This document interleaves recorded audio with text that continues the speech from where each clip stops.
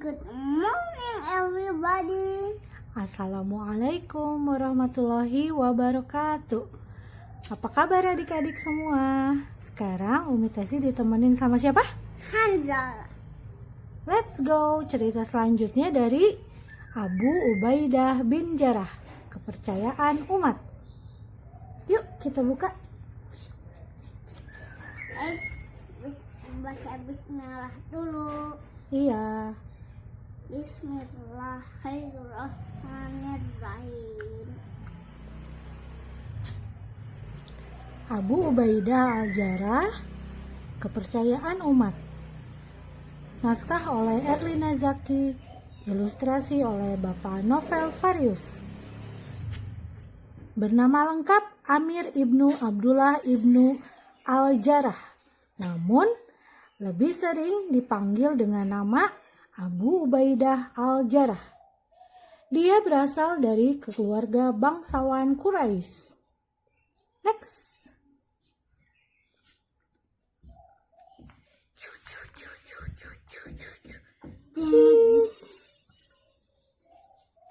Abu Ubaidah termasuk as-sabiqunal awalun, atau golongan pertama yang masuk Islam. Dia termasuk yang memeluk Islam melalui perantara dakwah Abu Bakar Asy-Shiddiq.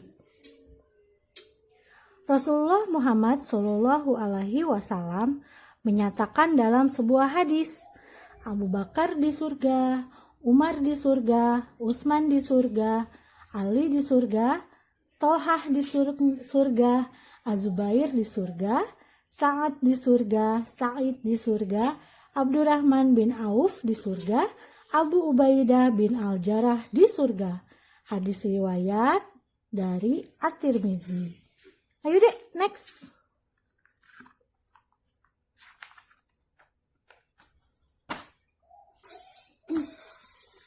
Rasulullah SAW sangat mempercayainya.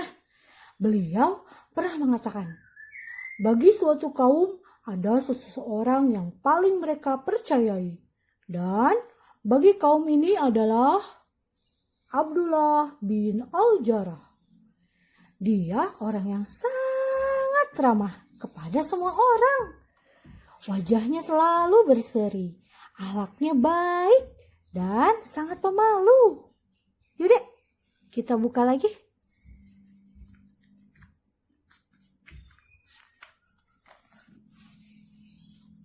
Namun, saat berada di medan perang, untuk membela kaum muslim, tak pernah ada rasa takut di dalam hatinya. Hanzalah suka ngerasa takut gak? Enggak, alhamdulillah. Yang dia khawatirkan dalam setiap peperangan adalah Rasulullah SAW terluka. Maka setiap gerak matanya selalu mengikuti gerakan Rasulullah SAW. Let's go. Abu Ubaidah pernah ikut hijrah ke Habasyah, tapi dia kembali pulang ke Mekah. Habasyah tahu nggak deh di mana? Coba Hanzalah tahu nggak? Habasyah di mana ya? Nggak tahu, di benua Afrika. Namanya kalau sekarang negara Ethiopia. Gitu. Iya. Dia ikuti semua perang yang diikuti oleh kaum muslim. Dari saat bersama Rasulullah sampai masa kekhalifahan Umar bin Khattab. Next. Cung cung cung cung cung cung cung. Tuting tuting. Saat perang Uhud, Rasulullah terluka. Pipi beliau terkena pecahan besi karena serangan musuh. Abu Ubaidah secepat kilat mendekati beliau. Kasihan ya Rasulullah ya. Pipinya kenapa? Kenapa sih? Kena pecahan besi. Dengan giginya, dia mencabut 2 besi yang menempel di pipi Rasulullah, agar Rasulullah tidak terlalu kesakitan. Lanjut. Cung cung cung Daus. Ini sayang.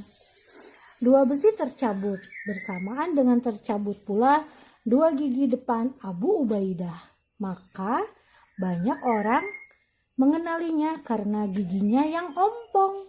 Yang ini. Iya. Terus ada kisah lagi nih, Dek.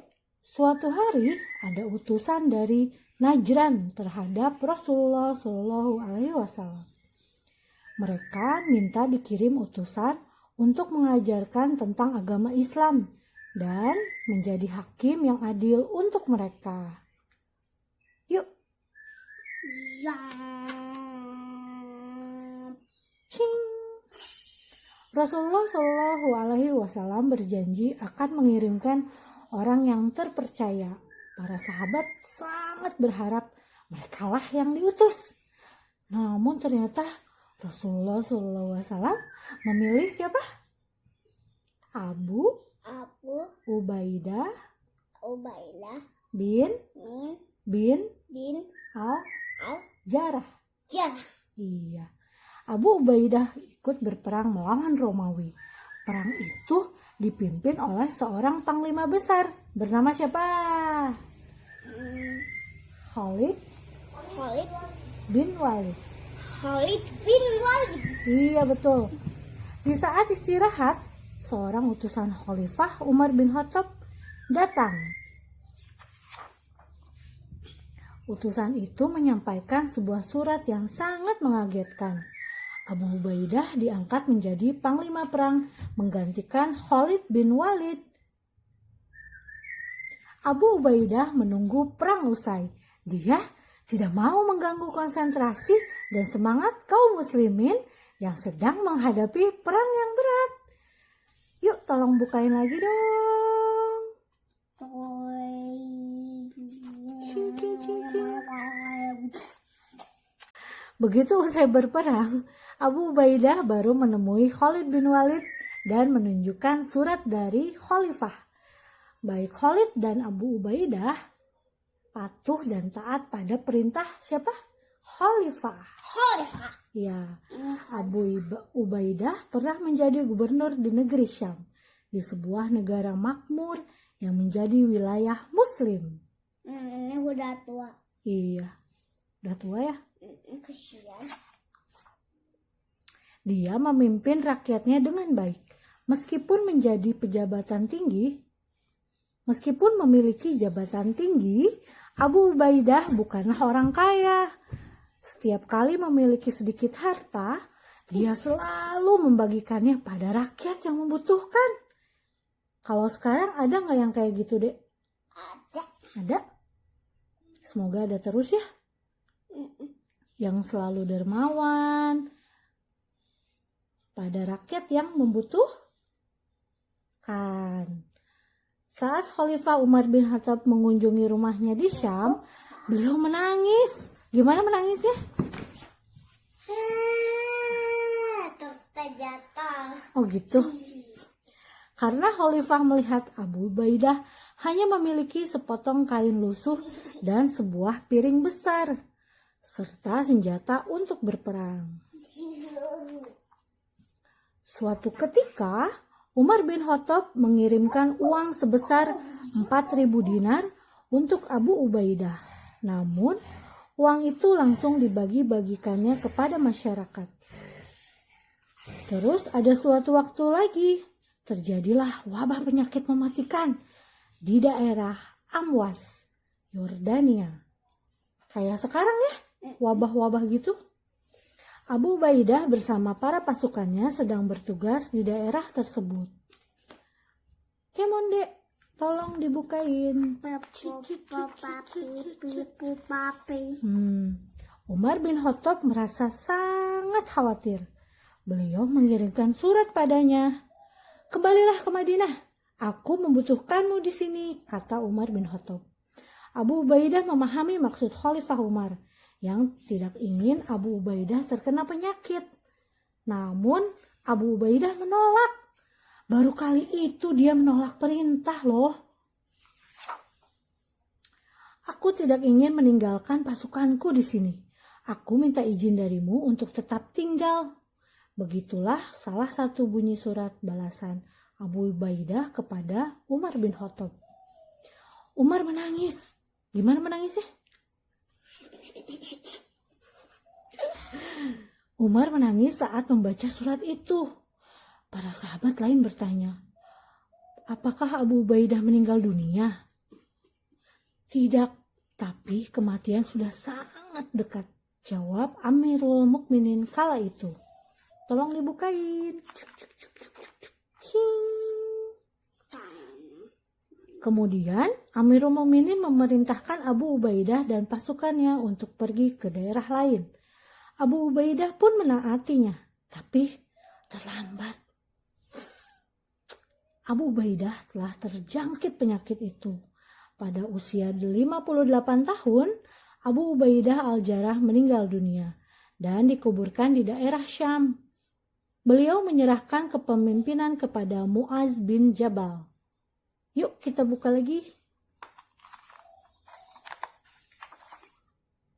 Nah, adik-adik yang soleh-solehah, yuk kita teladani sifat amanah dan dermawannya Abu Ubaidah.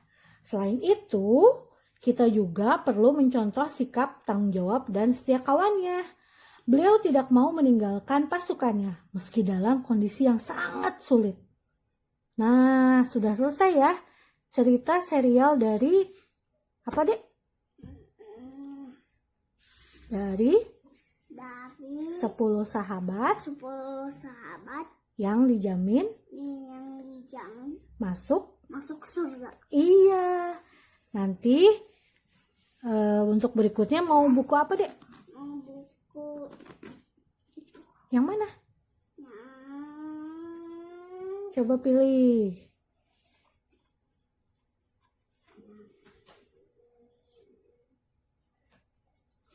orang Mau yang mana? orang utan. Mau yang orang utan? Boleh. Sampai ketemu lagi di edisi selanjutnya ya. Iya. Bilang apa? Mm. Assalamualaikum. Assalamualaikum warahmatullahi wabarakatuh.